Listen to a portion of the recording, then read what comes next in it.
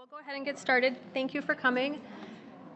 My name is Jamie Hermes. I work normally in the Industrial Business Group. I work on the WLF on the multipliers team. We've got a really great event scheduled for you today.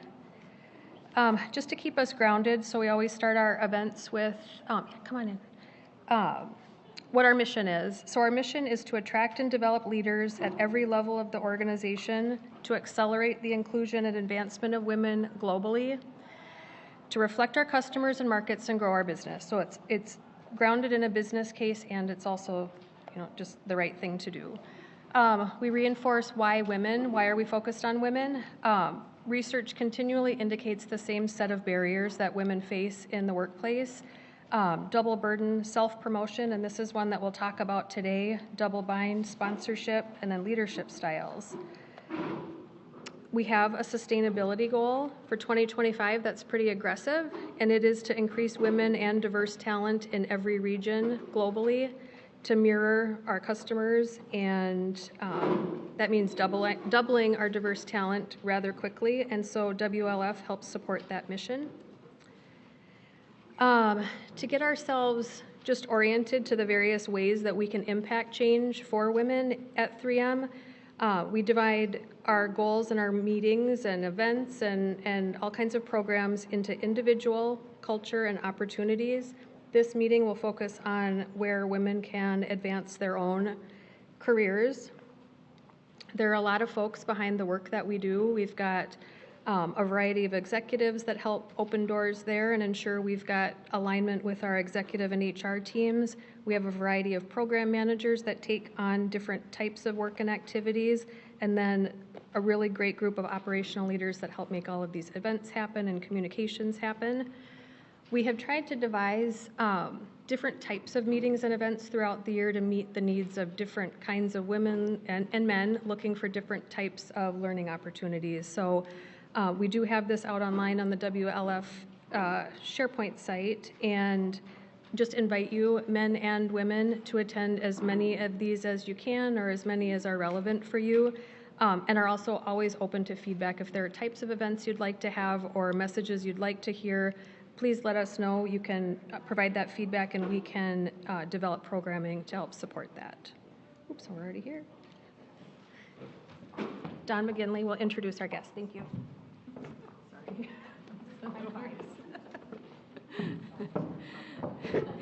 Welcome, everyone. Come on up front. There's still plenty of seats. We got a great crowd. This is fantastic. Still filing in, so that's fantastic. To those of you on the web stream, it's great that you're joining us here virtually as well for this important topic on networking and relationships. As I'm Dawn McGinley, and I've been involved with the Women's Leadership Forum since its beginning, very beginning. And I'm really proud that we're able to put together a series today that's especially our Women's Leadership Forum women are working on, and especially Lean in Circles. But this content and this subject and the tools and materials that are available are really appropriate for everyone in the entire organization. And you're going to hear a little bit later from Scott Morris, who will really connect this especially to our I'm In program, and just how important this idea of relationships and people and connecting and different minds inspiring and all of that really is part of who we are at 3M and the things we're trying to be. So a super important topic. A quick little story just to set the stage. It really was in my career, and this wasn't very long ago, I hate to say, a moment when somebody said to me, "Gee, I wish I had your network." And I had to stop and say, "You wish I had my network? What network do I have?" And I had to really stop and think about it. But through the different career experiences I've had and the different places I've worked, I thought, that's my network? Well, I know a lot of people, and I have great working relationships with a lot of people, but wow, I never thought of it as my network and why I do networking, so to speak. So the light bulbs kind of go off sometimes when you think about, sometimes we get hung up on what is networking and networks, and it feels strange sometimes. But it's really all about building relationships, and you're going to hear a lot more about that. And so it's so important to everyone. We're working on, and we're going to share with you a process for how to be more strategic in networking. and how to build that network. And it'll start with some of the action steps that you see here today. So after this session, a piece of this will be part of the program. We're grateful to have Bonnie here to provide that strategic perspective into this set of information and materials. Some of it will go to develop you, and some of it will go into other places so you have access to those things. But at the end of this, we hope you really have an action plan and an action orientation to things you can do to build that network. So it's my pleasure to introduce Bonnie Marcus. I met Bonnie here in this very room 2 years ago. Bonnie was here as a speaker for our National Association of Female Executives. 3M hosted a Twin Cities-wide meeting of women at that point in time. And she came up and she had just launched her book, The Politics of Promotion. And I listened to that like it was unbelievable. I actually had a copy of the book. I read it actually twice thinking, wow. And Politics of Promotion might be a title that some of you have said, 3M's not political. But it's really having, yeah, some of us think different, but we're not political like we think of politicalness. But having organizational savvy, think of it that way, is so important. Who makes the decisions and how are decisions made and how do relationships come together and who influences who is so critical. So keep your mind open to this idea of, do you have organizational savvy, and then how does the network play in there? And Bonnie, thank you. Bonnie taught me all of that. You have a ticket at the end of the session today too. We'll call some numbers off, and we're giving away some of Bonnie's books. Just a quick few minutes on Bonnie. She started her career actually in a corporation, so she's got a great corporate background, entry level, and worked her way up through. She was 20 years in sales and management experience, including CEO of ServiceMaster Company and VP of Sales at Medical Staffing Network and other healthcare and software industries. She's had executive positions in both startup and Fortune 500. So in addition to her book, she's a writer and author of many articles and thought pieces, ranging from Forbes article that she just published. It just came out over the weekend. And as well as she's published in Women Entrepreneur, Business Insider, Daily Worth, Women in HR, and including articles in the Wall Street Journal, Huffington Post, Fortune, Fast Company, etc. So she really is a thought leader in the area of especially coaching for careers and coaching for career success. So with that, I want to introduce Bonnie and welcome her to 3M, and it's great to have you here in Minnesota. Thank you. Hello, everyone. Good to see you. The last time I was on this stage was 2 years ago, and I actually used that picture with 3M behind me for my Facebook profile picture. So I guess it's time to update it maybe a little bit. There's an old adage that says you throw spaghetti against the wall to see if it sticks. And if it sticks, that means that the pasta's done.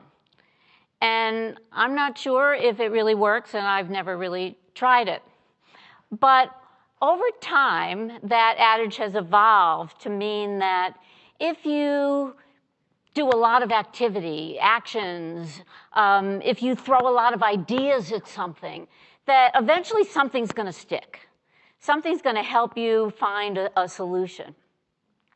So we're told that networking is important, and very many of us will then adopt the throw the spaghetti against the wall approach to networking. It's important, although I should be doing like a lot of activity around it. I'll collect a lot of business cards. I'll meet as many people as I can. I'll develop my social networks. I'll have thousands of followers. But it's not very focused. It's kind of random, and it certainly isn't purposeful.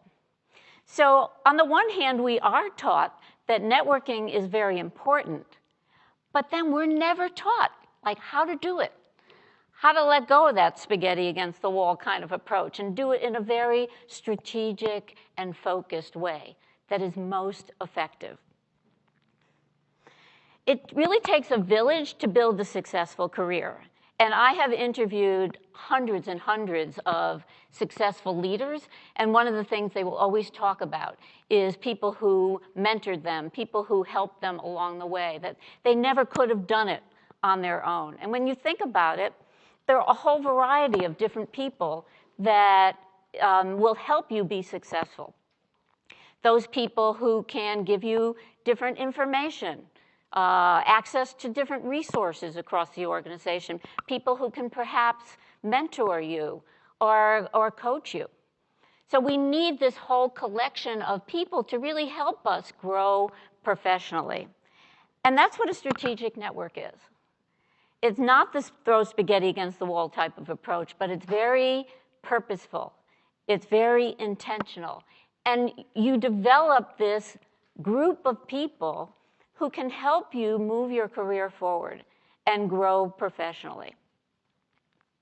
In my book, I have a tool called the Pass Go Collect $200 card, which is from the board game Monopoly, which I'm sure a lot of you are accustomed to.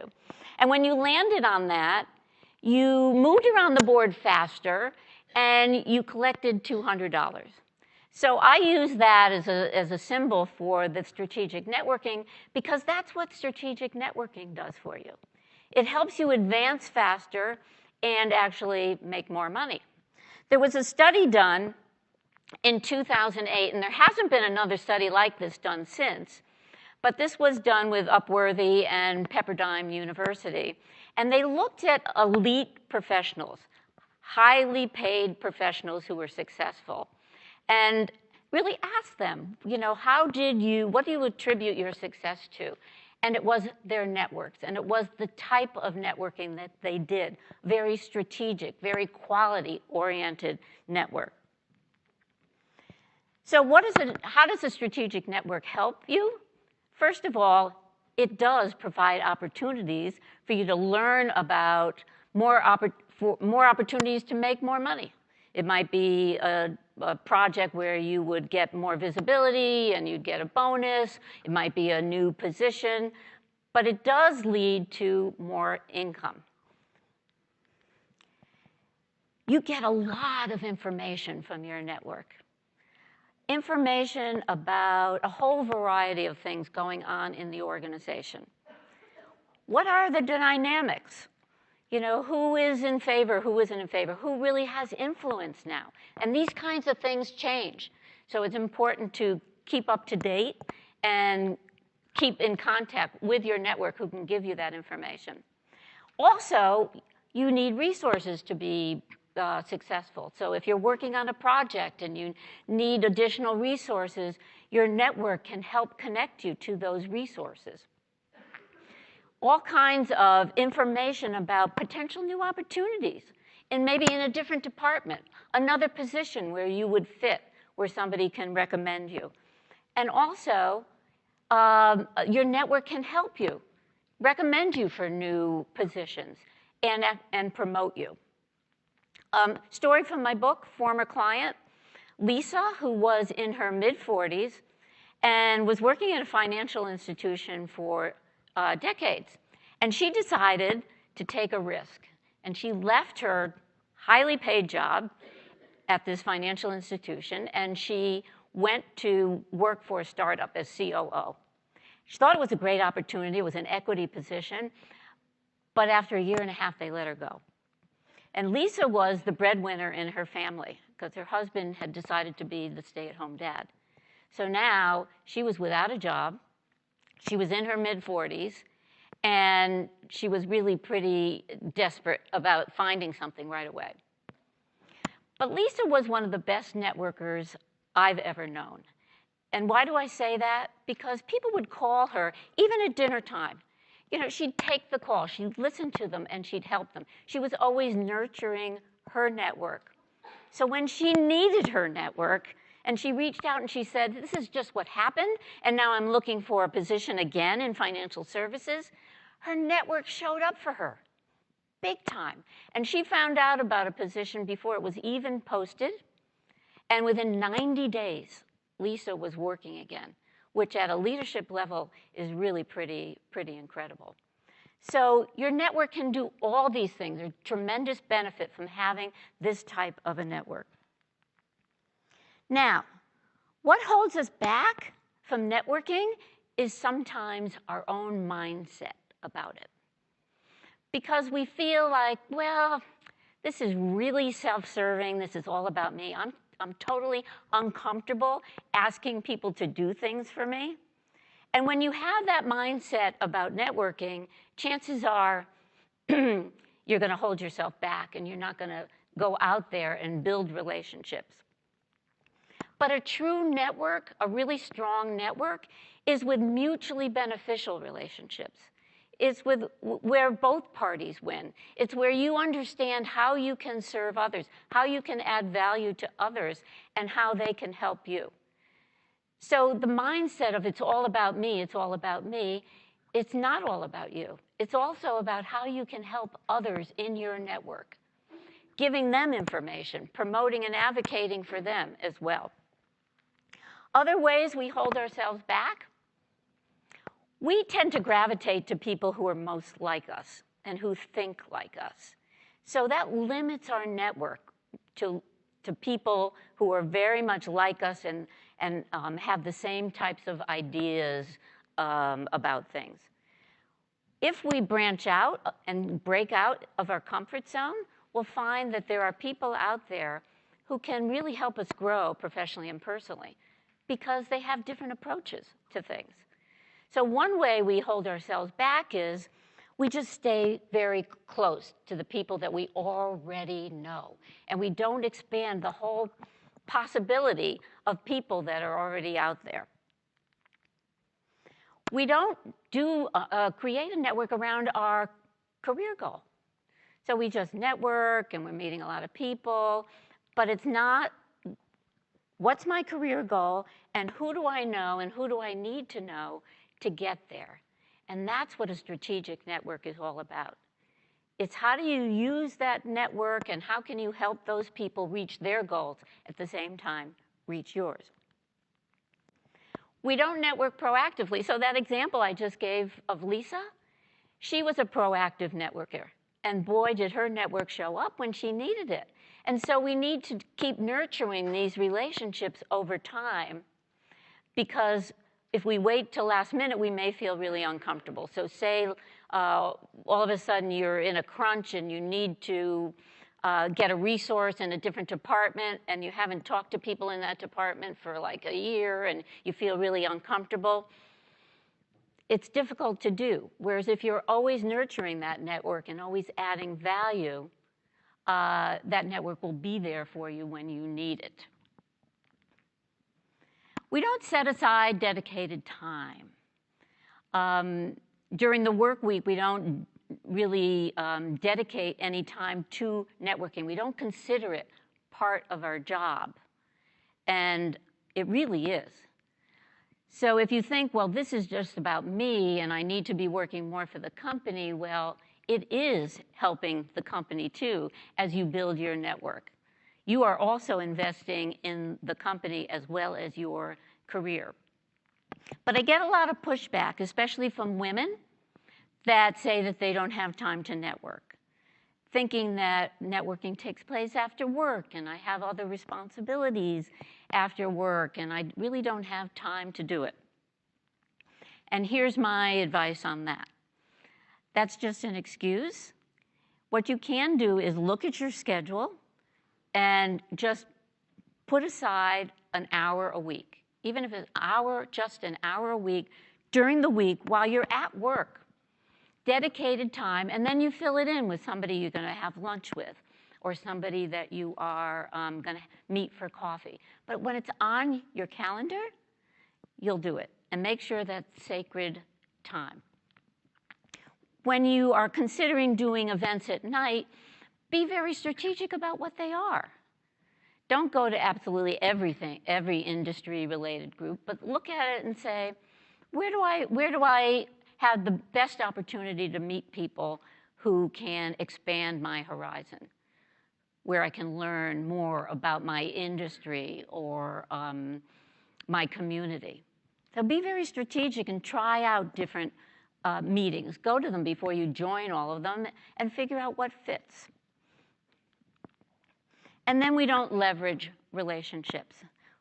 We go, we collect a lot of business cards, we give out a lot of business cards, and we don't follow up. We meet a lot of people on social media. We have no idea who they are. We don't follow up.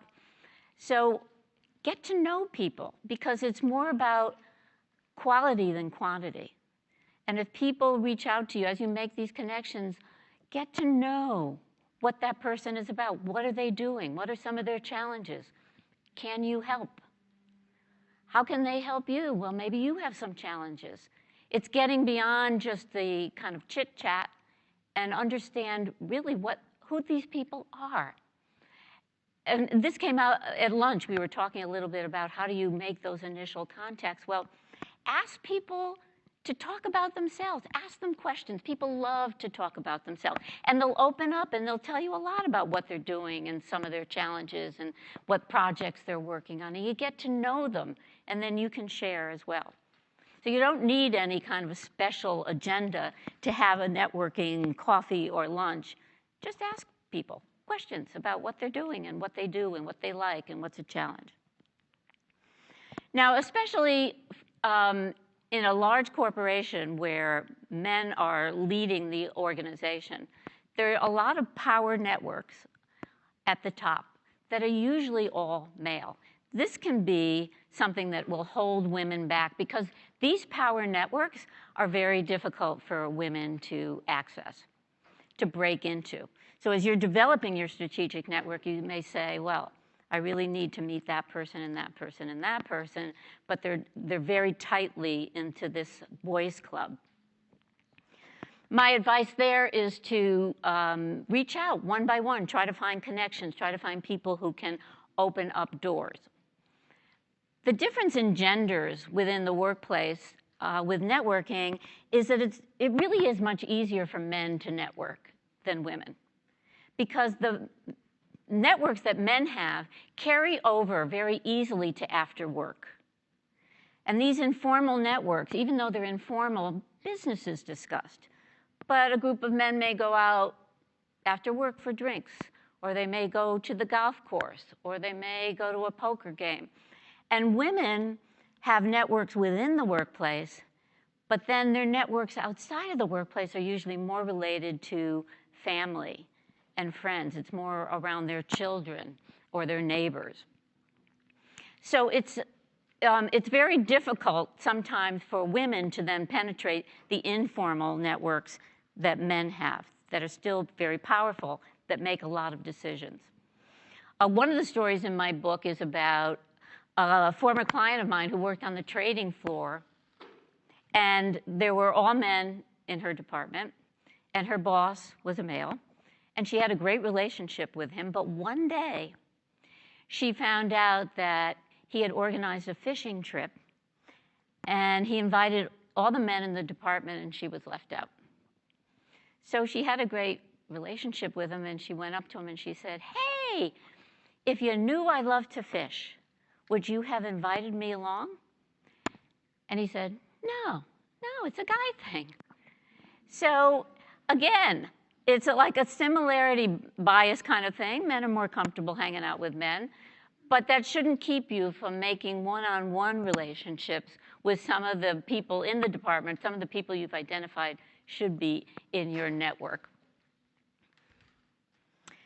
Two types of network, and this is really very important. I love this visual.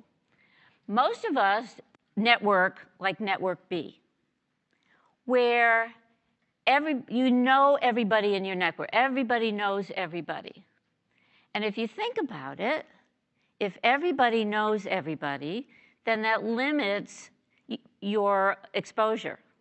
That limits your overall networking, because you all have common networks. Whereas Network A, people don't know each other. You're the person in common, certainly, but they don't know each other. So if you think about it, each of those people in Network A has their own network that you can then be exposed to. That's why that type of a network is much more effective.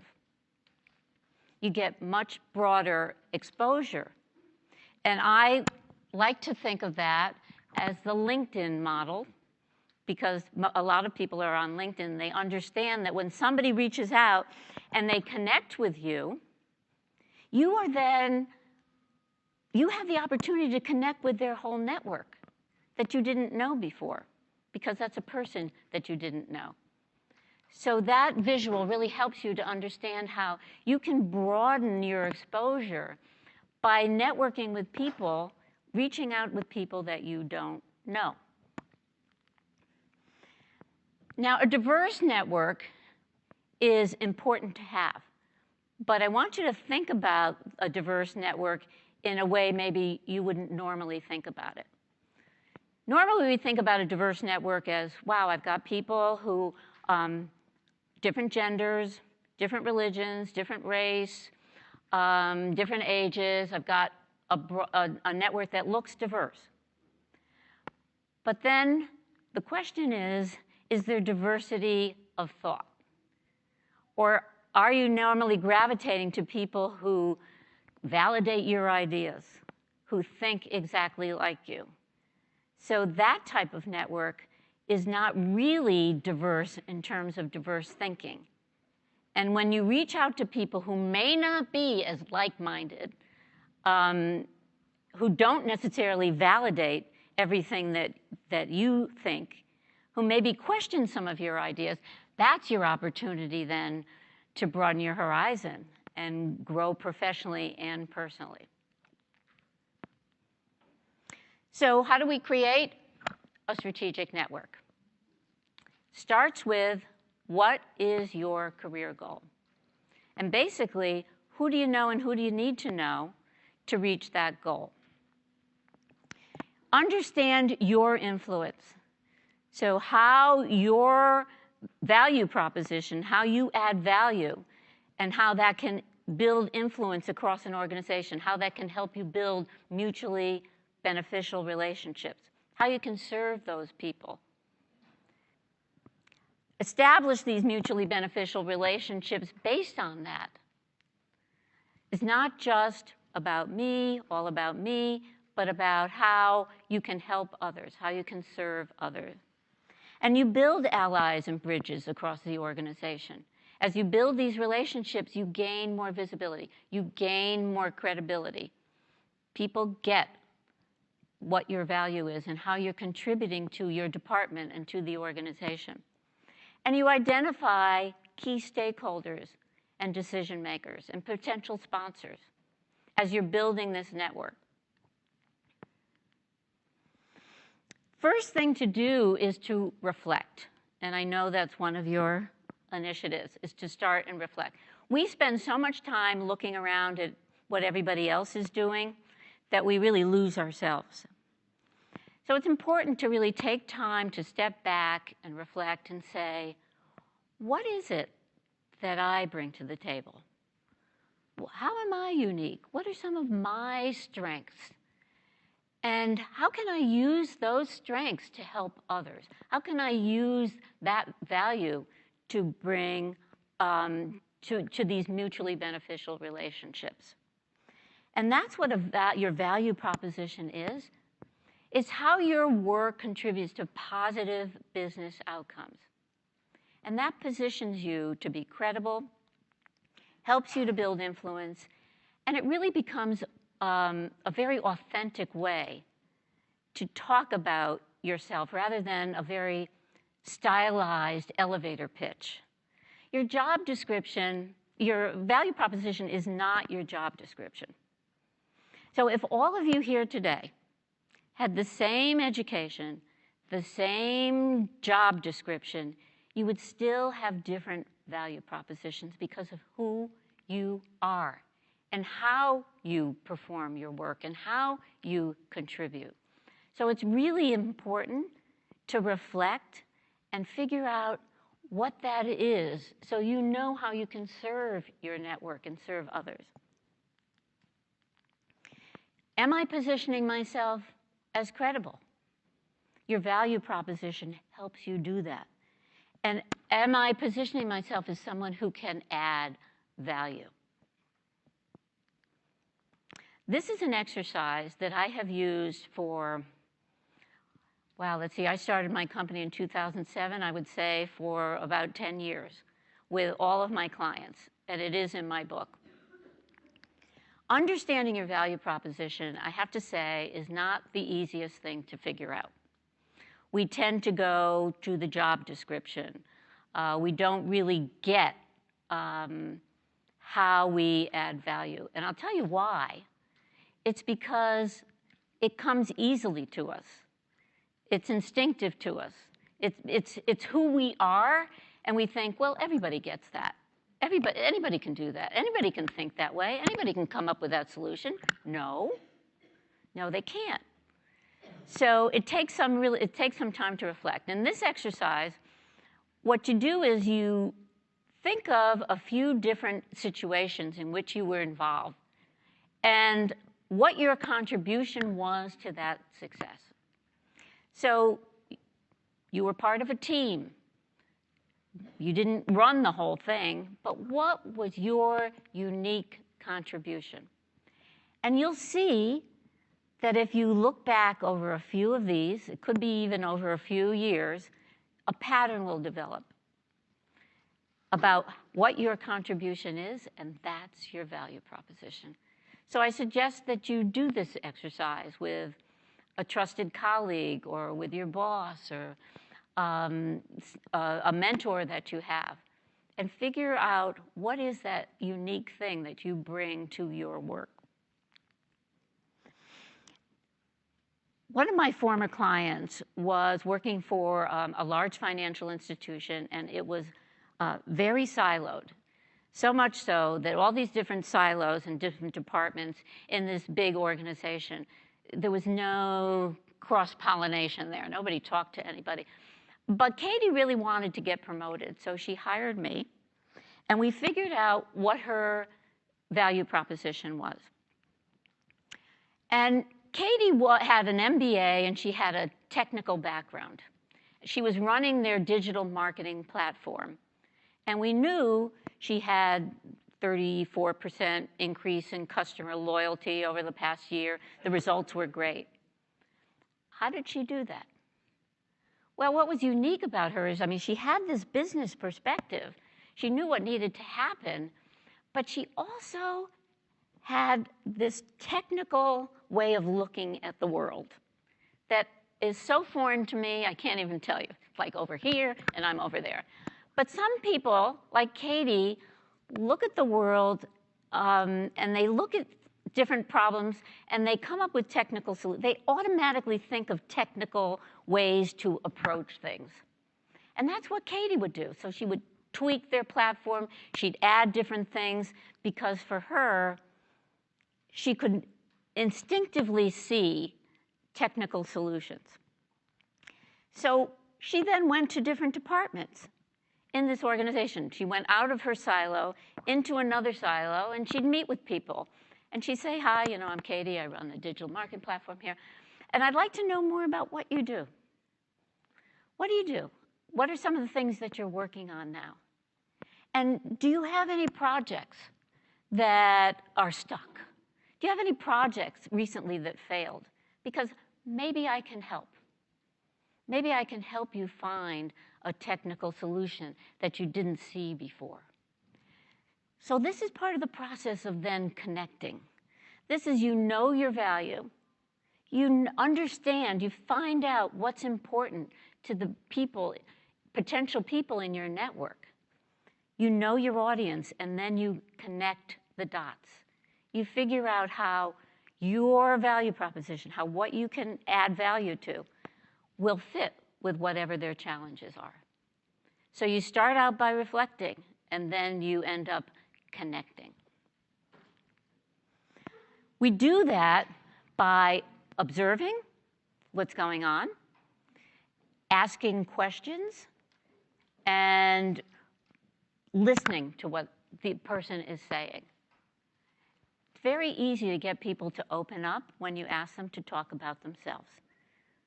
So find out, What is it that they're working on? What's important to them? And then you connect the dots and you see, well, that's an opportunity. Maybe I can help you with that. Another example was a former client who worked for a large pharmaceutical company, and she was a sales director. And we figured out her value proposition was she could find opportunity for revenue and sales where nobody else saw it. Literally, it was like she could find gold where nobody else saw the gold. And so what Laura did was she would go to different sales VPs around the world, and she'd say, hey, you know, how you doing versus your forecast? You know, where are you with your budget? What are you hoping to achieve, and where are you falling back? And let me see if I can help you. Because what I can offer is to look at these different customers, find revenue where perhaps you have overlooked. That's huge. That's a huge value. So again, connecting the dots. In the workplace, there are 3 different types of relationships. I put them in 3 different buckets. First bucket are people that you work with, operational. Now, they may not be in your department, but you do work with them across departments, and they help you get your job done. The next are developmental people who potentially can guide you, coach you, mentor you. These may be key stakeholders and decision makers. Maybe you know them. Maybe you're just identifying them and you don't know them yet. The third category are strategic people. And strategic people have all kinds of information about what's going on in the workplace. They know a lot of people. They can help you open up doors, give you all that information that you need to make connections and help you position yourself. So say you have a project that's stuck in marketing and you've got a deadline and you're really in a crunch and you're so frustrated and you're talking to one of your contacts who's a strategic contact. You say, I'm just so frustrated, I can't seem to get anybody to move on this. And your contact says, whoa, let me pick up the phone because I know so-and-so in that department. And they make that phone call and magic happens. So these are the different types of categories of people that would fit within your workplace network. So ask yourself, do you know who makes decisions? And do you know who influences those decisions relative to your career? And am I building these kinds of relationships that are going to give me that visibility and give me that credibility? Do I have allies? Do I have champions? People who can advocate for me? In other words, who do I know and who do I need to know? And that's really where you start. Career goal, who do I know? Who do I need to know? One of the templates from my book, just to help you figure out who the decision maker is. Yeah, that's probably pretty easy. But who influences that decision maker? Who do they socialize with? Who do they meet with before a meeting? Who do they kind of grab hold of after a meeting? Who do you notice that they confer with when they're making decisions? Because nobody totally makes a decision on their own. But the point here is that it's not just the decision maker that you want visibility with. You need to make a relationship with all these people in that web of influence. So there's somebody at the table who can advocate for you, who knows you and knows your work. Another exercise from the book is really your sales plan. This is a very strategic approach to building a network. So you list out who you know, who you need to know. And there may be a lot of people there that you don't know yet, but you know make decisions and they have influence. And what you do is you list them out, and then you rate them. How much influence do they have over my career? How much influence do they have in the organization right now? You rank them, A, B, C. And for those of you in sales, this may resonate with you. because this is like creating a sales plan. And then you say, well, how well do I know that person? And you rank them. And you'll see that immediately as you do this, you'll have two sets of numbers. You'll see people who have a lot of influence, and then you'll see people who you have no connection with. It helps you prioritize. So, wow, okay, that person has a lot of influence, but I don't know them very well. Maybe that's where I need to focus some of my efforts. So it helps you to prioritize and stay focused. Also, are you asking yourselves, are you building relationships with key stakeholders? People who potentially can sponsor you. Again, these may not be people that you know right now, but you know that they have influence. In my book, I use another Monopoly card, the get out of jail free card, for a sponsor, because the sponsor is the strongest relationship, the most powerful relationship you can have. A mentor gives advice, but a sponsor actually gives advice and then they take action on your behalf. Men tend to work with sponsors more than women and tend to credit their success more to having sponsors. But finding the right sponsor is really important. And by that, I mean somebody who really does have that power and influence over your career. They need to be at least 2 levels above you, but have that sight line to your work. So they have the power, but they also can see really how you are adding value. And it's important to make yourself sponsor ready. Whenever I do a workshop or talk on sponsorship and networking, somebody will inevitably raise their hand and say, how do I go up to somebody and ask them to be my sponsor? And the answer is, you don't. These relationships grow organically. When you identify a potential sponsor, find out what's important to them. What are some of the initiatives that they're working on now? Get involved in some of those so that you have visibility. Figure out some of the things that will resonate with them and begin to volunteer or work on some of those projects so that they get that sight line to you and they really know how you add value. One of my former clients was asked by a potential sponsor to run the Women's Network. And she said yes, and she ran it for a couple of years. He got to know her. She started to work on some of his other projects, and he became her sponsor. And he helped her get at least 2 promotions. So how do you do that? You really have outstanding performance. You build trust over time, and you figure out how you can help that sponsor. Maybe they need help with social media.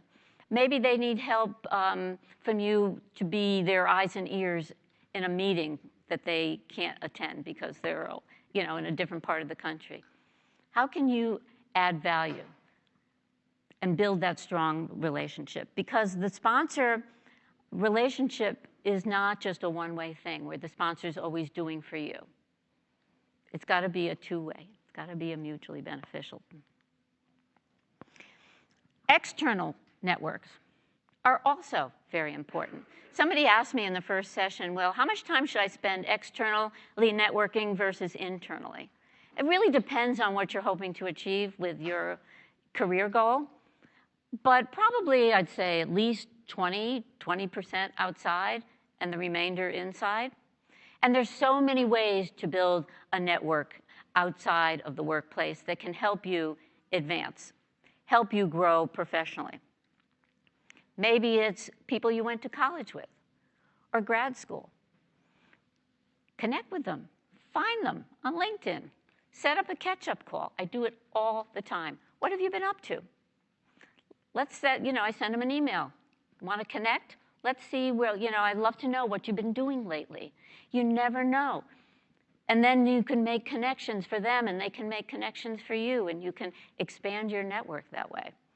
Maybe there's something, a project that you're working on here, and that person has some resource or something that they can connect you with that will help you.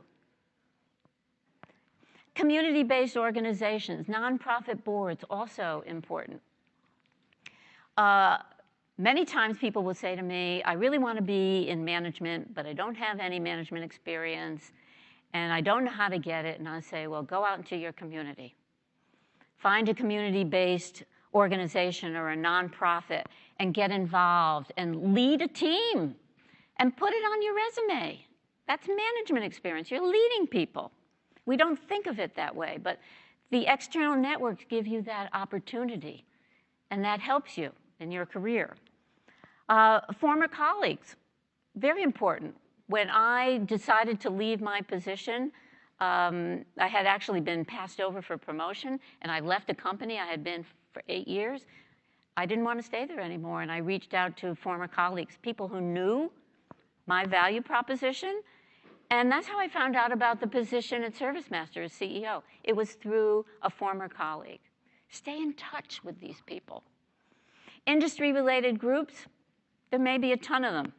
Be strategic about which ones you join, which ones you go to. Try them out. You don't have to join all of them. See which ones fit. Where would you benefit from the information that comes from those networks, the resources they provide, as well as some people that you can connect with? And then don't discredit family and friends and neighbors. Let people know what you're doing. Let people know what you hope to do. And you'll be surprised how that will flow back to you in terms of relationships. And lastly, online networking. So we do this really socially, probably 90% of the time. But there are opportunities online that are often overlooked. So it's not about quantity, it's about quality. Reach out, for instance, on LinkedIn. LinkedIn is a great professional network. Find industry-related groups to join. Enter the discussions. You wouldn't believe some of the resources that will flow to you. And you can offer different articles and put things out there as well to add value to that network. But you will be connected to a wider range of people than just within this company, and people who can help you to grow. LinkedIn, Facebook, people use mostly for social, but I have actually gotten business through Facebook as well, even though I get these random requests from Joe something or other to connect.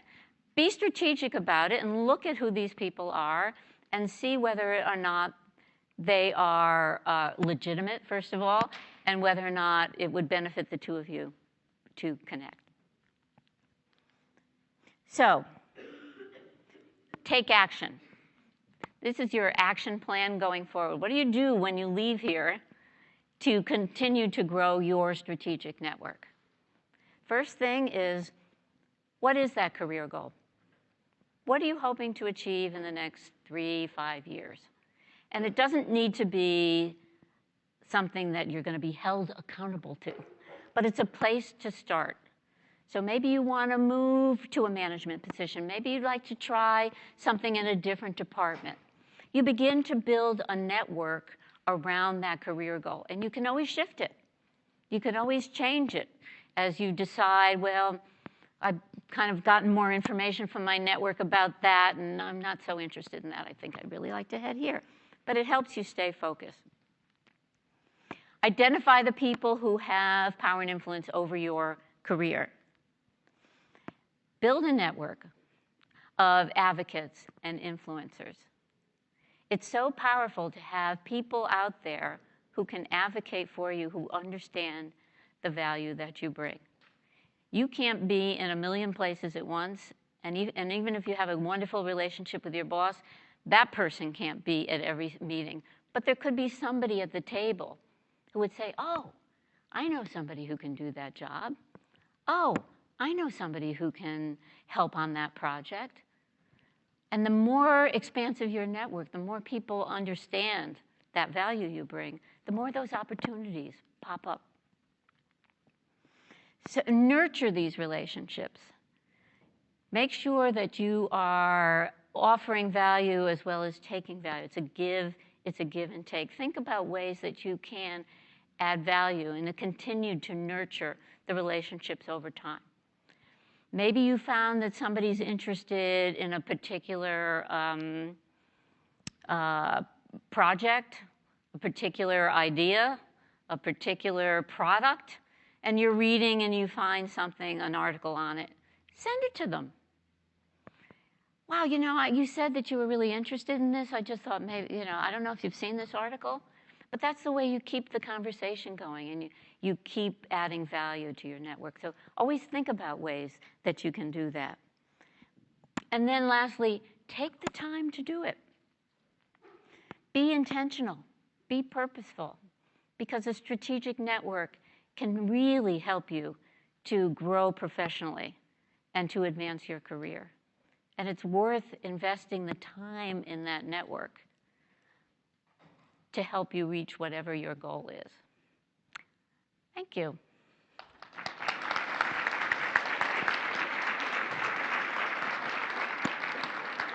Please connect with me. I'm very active on social media. If you have any questions that aren't answered today, don't hesitate to email me. It's Bonnie@womensuccesscoaching.com. Thank you. Thanks, Bonnie. Thank you. No, Bonnie, thank you so much. You feel as though you're pretty good at networking. After 50 minutes, you realize that you have a lot of work to do. Being purposeful, being intentional, understanding your value proposition so you have the confidence to make those connections. And then making the assessment of your potential network, just really rich for us. And the timing is absolutely perfect. So what we would like to do is maybe take 5 minutes or so to take your questions. You talked about the developmental relationships like sponsorship and mentoring, and that's really big here within 3M, which I really like. But I would like to hear an example, maybe it's from a client that you can share, as to how a mentee brought value to the mentor. Because I think we are all, it's inherent that we're trying to get something, whether it be knowledge or resources from the mentor. And I know you had said something on your slide about maybe showing some type of technical strength, but could you give an example of something like that that would help people who are trying to showcase their value to their mentors? Well, I think what's really important is to understand what they need, what's important to them. So there isn't a cookie cutter response as much as finding out, taking the time to understand what they may need in terms of help or some things that are challenging them. So some of the examples I did give was one of my clients, her sponsor needed somebody to run the women's network. And so she said, yes, she would do that. And that was a big job, and she stepped up to do it. Another former client had an executive sponsor who traveled a lot, but really wanted her to go to some meetings and find out, get the lay of the land kind of thing, how some of his initiatives were being accepted, and provide information back, provide feedback, because he couldn't be at all those types of meetings. And an easy one maybe, although I hadn't had a client who'd done this, is just maybe helping them technically or helping them with, with social media. But look for opportunity. I think the answer is to find out what's important and where they might need some help.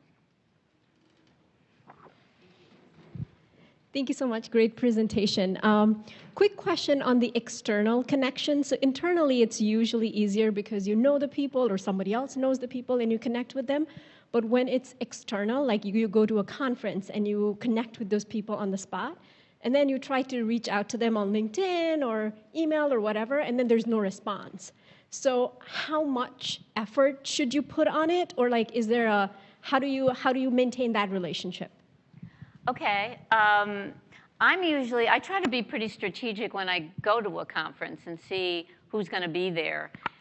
If you can set up meetings with people even before you go to that conference, so I know that you're going to that, or I see that you're attending that conference, or are you attending that conference? Let's meet for coffee. Those kinds of things help you when, instead of going into a room with like 500 people and like could be overwhelming. So setting up as many meetings as you can before. When you have conversations with people, find out what they're interested in. So, and maybe it isn't even work-related to begin with. Maybe it's something, that isn't related. But you can always follow up by sending them something that might be of value, as I said before. Maybe it's an article. Maybe it's an event. Hey, have you heard about this conference? You enjoyed going to this one. What do you think about going to this one? Or have you heard about this lecturer?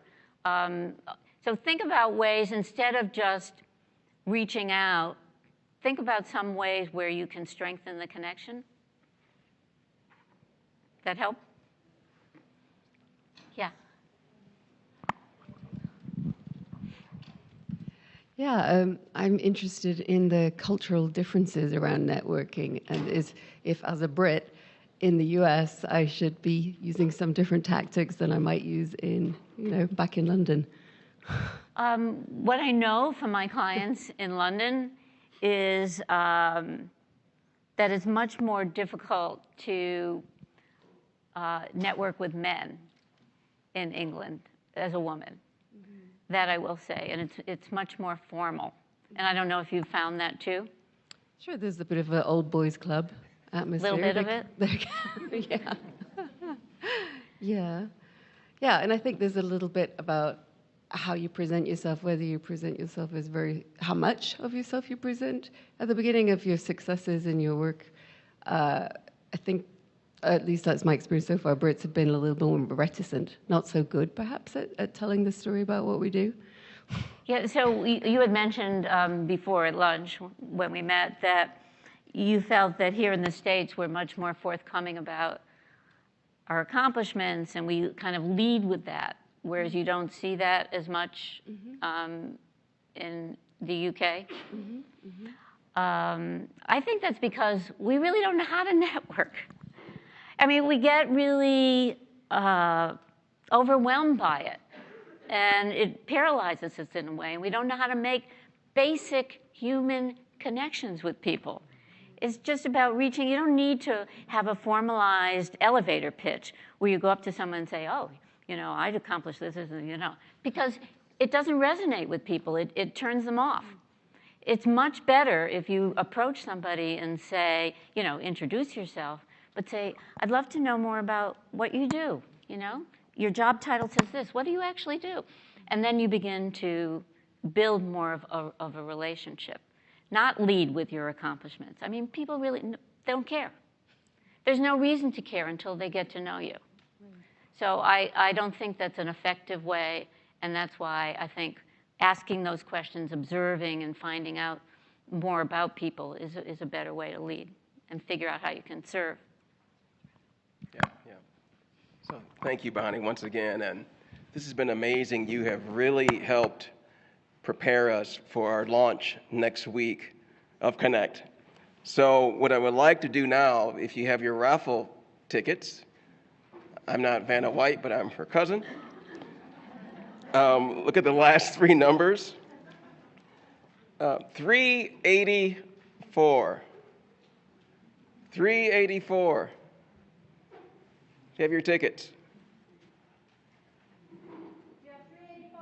Come up at Okay. So we don't have the books with us. Okay. Okay. So come up. So only 5 people are going to come up. Okay. 451. Oh boy, I picked up some bad numbers. 396. Yes, yay. Come on up. Okay, 386. 469. I'll call more. Yep, that's 3. 455.